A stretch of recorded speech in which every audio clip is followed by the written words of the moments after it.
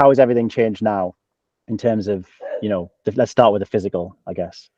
In terms of like just pure strength, my increase on dumbbell bench press, for example, since we started working together is like, was it like 200% or something wild like that. I'm much stronger, and not at all like ego lifting or anything. Like, I'm just a stronger person. I'm much fitter. Like, maybe we'll come on to it, but like at the weekend there, I ran a charity run with my daughter. I would never have done that before we started working together. I wouldn't have been capable of doing it. I wouldn't have tried to embarrass myself to do it, but I was able to do it and enjoy it, to be honest. And I can start to like, look at other challenges and kind of think that's maybe something I could do. So as opposed to being resigned to the fact that I was going to be like overweight, dad bod, whatever you want to call it, for the rest of my life, and not able to venture into any kind of activities that were centered around health and fitness. I mean, I climbed Ben Nevis when we were working together, and that was 18 months after the surgery that I had, unable to walk. And from a strength perspective, I was able to walk up the biggest mountain in the UK. That was pretty wild. There's like the physical side where I'm stronger, I'm fitter, my body looks significantly different, all of those things.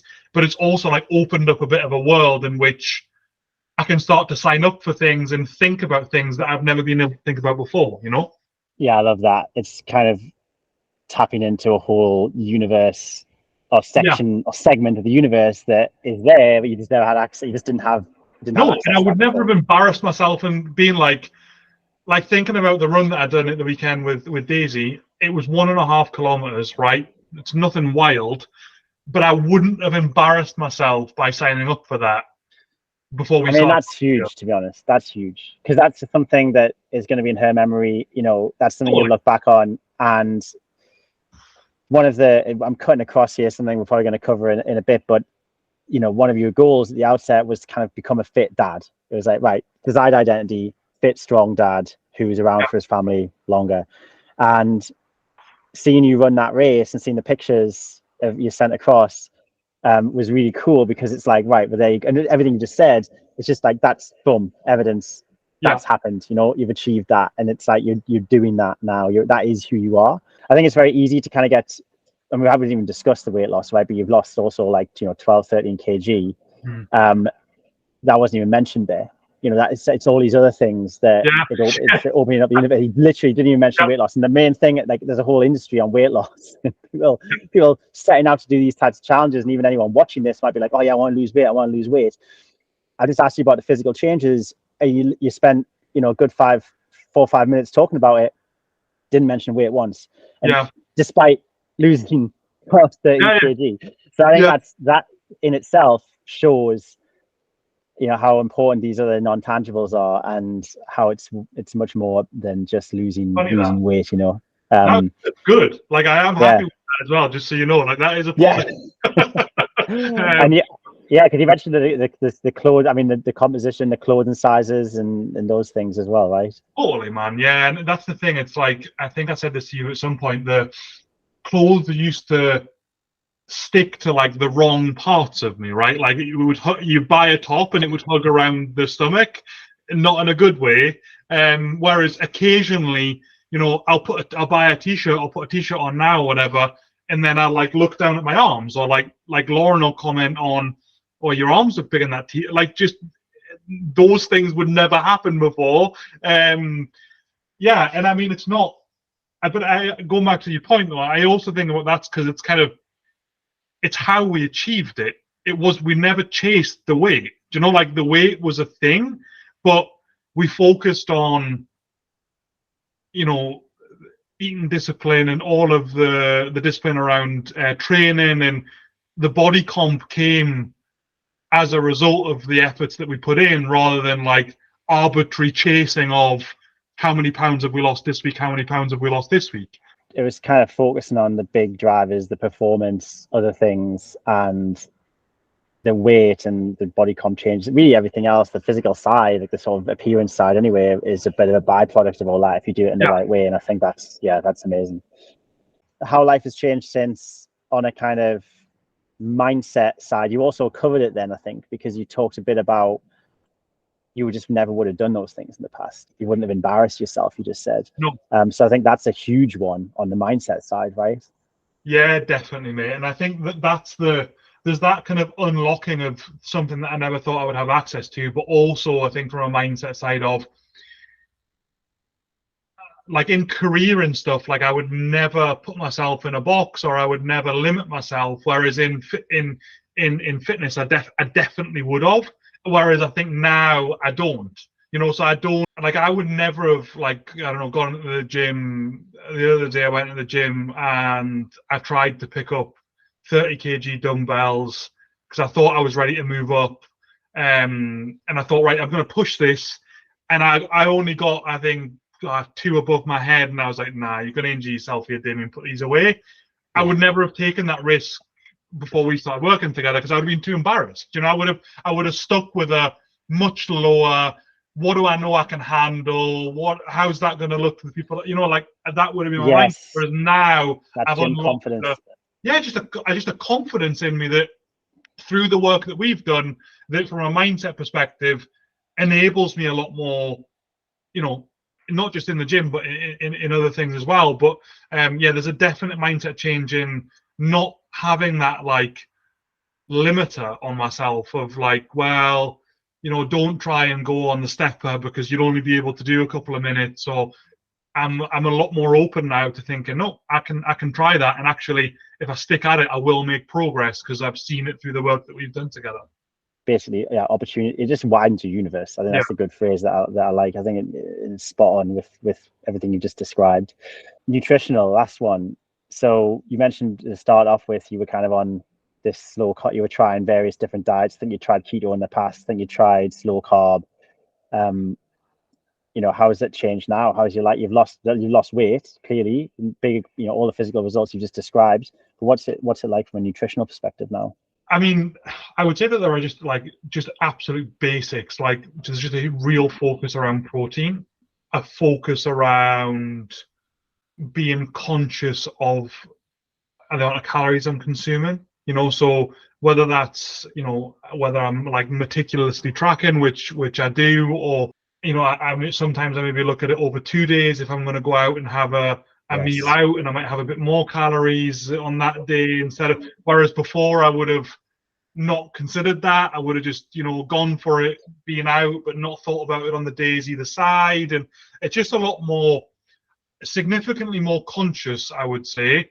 And I mean, the technique would be like, a tracking of calories, but it's broader than that, in that I can eat within reason what I want, so I don't need to eat a specific food group or eliminate something, or I mean, I can, if I want to have an ice cream, I can have an ice cream, or if I want to have a beer, I could have a beer, or whatever, but I don't need to limit myself, is what I'm saying. However, I just need to be a lot more conscious, and I've understood that can mean being absolutely meticulous, but it can also mean like just being a bit more mindful of, like, portion sizes, or do I really need that? Like, we had a phase that we were going through where you were just like, just eliminate one thing from your meal. So we weren't even going, like, eliminate 100 calories, or eliminate, or what you just said, just eliminate one thing from that bowl or that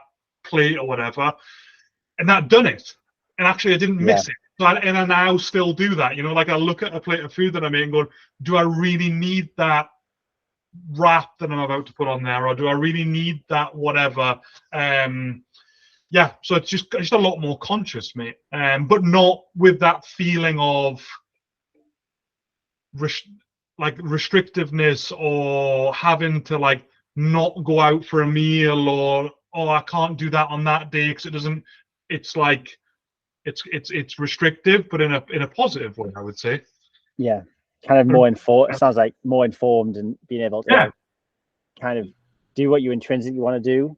I think that's something we talked about as well. It's like, you can have the ice cream if it's good. It's breaking some of those habits of, like, just having this for the sake of it. It's just that double take, and sometimes that double take is enough to help you make wiser choices which are more conducive to the goals you have. And actually over time a lot of stuff's habitual, so it just kind of fades out anyway, and you get used to kind of whole foods, and it's an iterative process. I think it's finding the winning combination. Everyone is unique, everyone has different tastes. A really good example of that, Chris, is our fridge is broken at the minute. It broke, I can't remember, last week or something. Long story. The new fridge hasn't been delivered, blah blah blah. So we're living out of a camp, I live in a camp, like a camping cool box that's plugged in the house with 2 kids, and it's carnage.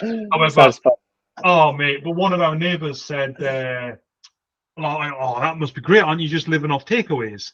And like old me, 100%. Like takeaways, that's an excuse, right? Like every night takeaways. I don't have a fridge. This is dream world for old me. Like that would be amazing, having the excuse to do it. Whereas, I mean, I can't remember the last time we had a takeaway. And also, like, no, we've ate chicken we've ate protein-based meals every day, just regardless, because that's what I want to eat now. Exactly, that's the key point, right? So that's what you want to have when you start to go about it in the right way, and you're like sort of become a bit more, like you said, conscious of a lot of these things. And I know it's great. I think I could elaborate on that more, but you've covered it really well, so I'll just be doubling down on what you've said. So that's amazing. If you had to pick one thing, what's most different in your life, your day-to-day life now versus the past? I think you touched on it earlier, and one of my goals was I want to be around for as long as I can for my kids. Like that was a genuine, and not in a morbid way. Like it's genuine. Like I seen being overweight as a risk to me not being here for as long as I should to support them, and I don't have that thought anymore, and I don't think I would. I'm only going to get better, stronger, fitter. The goals are only going to grow and get bigger. So that's only going to improve. Obviously, I could get struck down by a bus tomorrow, but however, that was there before, right? Whereas that trail of thought, if you were to ask me again now, what are your goals? What do you want to work on? That wouldn't enter my head anymore. Whereas when we first started working together, rightly or wrongly, it was a present thought, man. It was a thing. So that's probably the biggest. Being liberated of that thought of I'm not doing what I could be. Now you're kind of, you're confident, you're doing everything you can to maximize that time and tick that box. And just sounds like a liberation of that feeling. Yeah. And if you had, let's say, a time machine and you could go back and talk to that version of yourself when you're coming out of the rehab and you kind of do it, where you started to think about all this stuff, but you hadn't yet taken the action for the various reasons you laid out, what would you say to that? What would you say to that version of Damien? Probably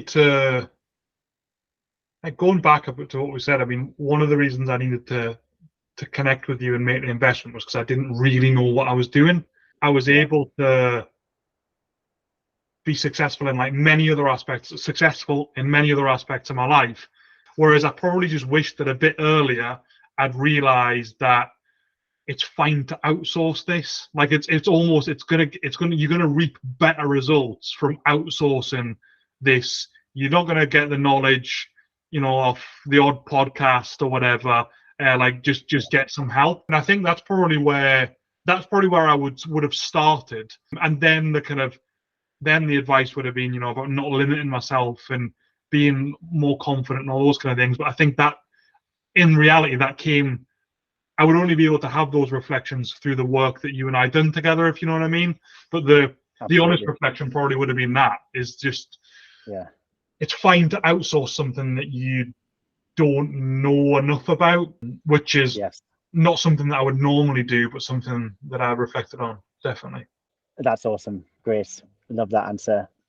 What do you think the biggest hurdle for people in that position? I think the biggest hurdle they face is when it comes to getting on top of all these things. I think it's probably the self-talk and the excuses. I mean, I wouldn't like to speak on behalf of anyone else, but really understanding my own mind in the way that I do. I mean, maybe I can use an example from yesterday. Actually, I was running, I was watching or listening to podcasts, and the guy said, you need to disconnect your head from your legs, and see how that makes you feel when you're running. I did it last night, and last night I ran 7.5K, which is the most I've ever ran. Awesome. And I think it's like you almost need to like disconnect your automatic thoughts of, I am this, I can't afford that, I don't have time for that, I won't do that. All of those automatic thoughts that are like the warm cuddle, like you almost need to admit that that's a bit of bullshit and kind of let it go and just kind of make the leap, because it's easy to say like, oh, it'll be better and you'll get this and you'll have big muscle. What I mean, all of that is a result, but I mean there are more tangibles like we discussed where it's like you feel better, you're like in a better headspace, or like all of the other positives. I think it doesn't feel like a warm cuddle when you make the decision, but actually, like now I'm excited to get off the call and go and work out tonight. Like I wouldn't have been a thing before, Whereas maybe when I was like tucking into a Domino's or whatever, and that's not the trail of thought I'm going to have, right? Yeah. I think there's such a few great points there you've mentioned. One is this change in internal dialogue of from I can't being a kind of, it almost shuts down your creativity. It shuts down it's like, right, that's the answer. I can't afford it. I don't have time. I'm unfit. I can't do this. I can't do that. Acceptance. And like you said, it's that short-term hug of like, oh, you're all right. You're making it. Your inaction is correct, kind of thing. And it's even just a small shift in that sentence, that internal dialogue, by saying, how can I afford this, or how can I make the time, or how can I get into this shape to be able to do that? And like, you've got your running goal. Like it's not saying I can't run 10K. It's like, well, how could I run 10K? Is there a way I can do that? And just that small change in internal questioning shifts your entire perspective, I think. And it's cool. I think what you said there is basically you've switched from the default being I can't to the default being how can I? Yeah, exactly. Yeah, and I mean, it's like if you look for the vindication of why you're not doing something, your brain will give you it. Like you'll find it. I love that. That's so good. That's so true. Tend to, like, look for it now, and if I do look for it, I tend to try and like challenge it a bit. And I mean, we've talked about this, but it's like that run that I done last night, I had zero motivation to do before it. Tough day at work. The 6-month-old was up every hour. He's got a cold. Like there was so many things that I had the excuse not to do that run last night if I'd have asked myself that question. And I think I did ask myself that question. And then I looked at the goal and went, well, if I want to achieve that goal, then I need to go and do the run. I call it the mental battle arena. So it's like and I've literally, obviously my lawyer background helps, but for me, I literally picture like two sides of a kind of courtroom in your mind and your sentient kind of decision making center of your brain, let's say. And I picture that kind of energy conservation, the defense or the prosecution, or whichever one you want to call it. And like you say, if you look for the answer, they're kind of rummaging through drawers, like, oh, we found it. We found the excuse. Here it is. Boom. It's always going to be there, Yeah, so exactly. That's a great. I loved your answer. I think it's learning to not ask those questions of yourself and not look in those places. And awesome. Last one is, if you had is there a kind of, would you say during when we started working together, was there kind of like a aha moment when you look back and be like, I get this now, or this was the right decision? There was probably like 3 or 4. I'm just trying to reflect on like what was the biggest one. I think we were going through a phase where I think I started to chase the weight in my head, and you probably felt that as a coach. I don't think we ever had that conversation directly, but like reflecting upon our dialogue now, and you could obviously see things that maybe I wasn't necessarily seeing in my own body and the kind of transformation, and you would like send me things, be like, look at this, and maybe I wouldn't see it when I had that first look in the mirror. But what I really started to, when I think I really started to think, oh, wow, was when other people started to comment. You know, like when it was I'd stopped focusing on chasing weight, I'd stopped focusing on anything else, and then people started to like, oh wow, like yeah, like seen the size of your arms, or like, and it was like people that would never normally comment on that. Yeah. And I guess that just made me feel like really proud of the investment and the progress that we've made, you know. Yeah. And I mean, there are many others, and that's quite. That sounds like it was focused on the physical, but it was. The funny It's thing was, I mean, it was a transformation in that I didn't. I could still, you know, if I was to starve myself, still probably lose like 4 stone, yeah. and you know that would be okay, according to like the NHS BMI scales or whatever. But the reality is, what I done was turn fat into lean muscle, and that was the thing where it was like I started to look different. But it Yes. wasn't.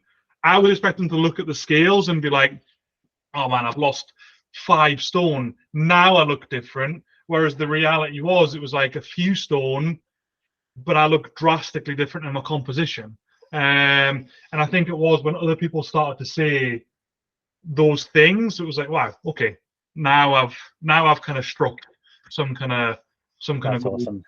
That's awesome. And yeah, it's not, I know it sounds physical, but it's almost like a culmination of the things, and those little compliments, those little unexpected, Yeah, unpredictable compliments are yeah, the things which just like break the camel's back, in the sense of like, you're like, oh, actually, yeah, it's working now.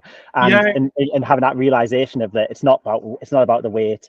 It's about, you know, the composition of our body, how much of that's muscle, how much of that is, you know, all these little questions kind of all just suddenly click into place. that's a perfect way of putting it, mate. Yeah, because it was actually some of the compliments that I had was well.